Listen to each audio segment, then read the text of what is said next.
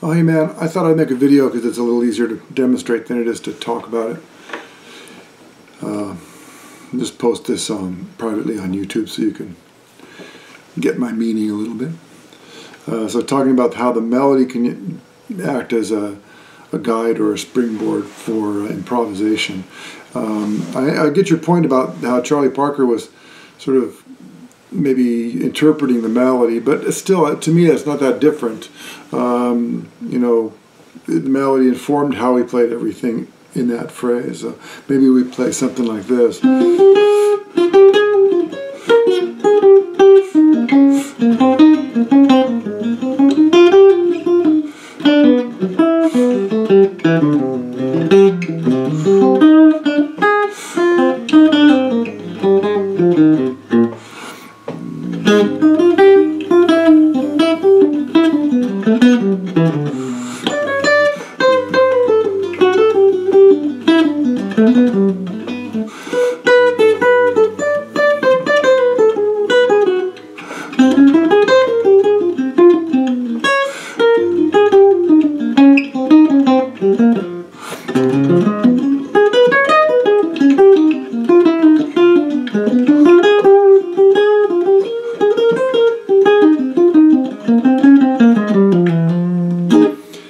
You know, a little bit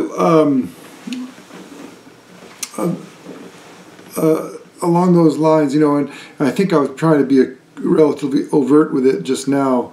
It can be more disguised or less disguised, more thematic or less.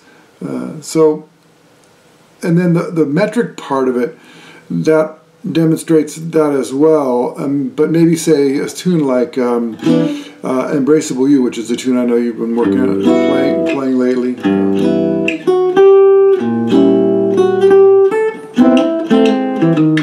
So if we think about the metric part, I might say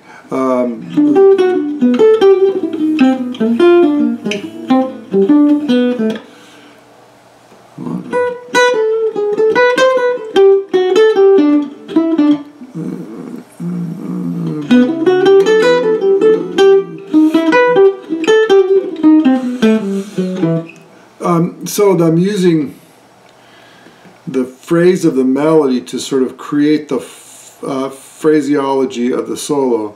I think people do it kind of automatically almost, rather than just ignoring how the melody is phrased. So if we say ba-da-da, ba-da-da, ba-da-da, if I made a solo over that using that phraseology, I might say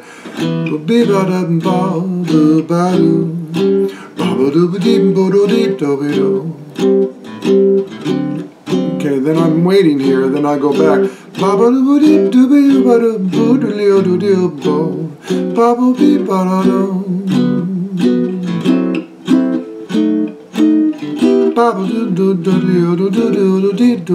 Okay, so it's kind of still using the melody as a structural framework, not necessarily pitches, although there were quite a few in there where I was feeling like the pitches of the melody was also guiding, but the length of the phrase. And Charlie Parker does this on his version of Embraceable You, or one of them. There's about half a dozen of them. But the one that goes boo da da dee da da, boo bee ba ba da da, that one, I find that to be kind of a brilliant use of the phrasing, the metric aspect of the melody, and he pushes and pulls and stretches it. But anyway, so that's what I'm talking about. By the way, I've heard some of the things you played, and you sound good, man. So I'm not trying to dispute or argue with you about anything. I think this is just one aspect that I find very helpful to make the improvisation be about more than just the chord changes, but about the whole song. I think that's a kind of a noble quest for improvisers to improvise on the whole song rather than just the harmonic structure. Anyway, hope this was helpful or interesting or whatever. Take care, man.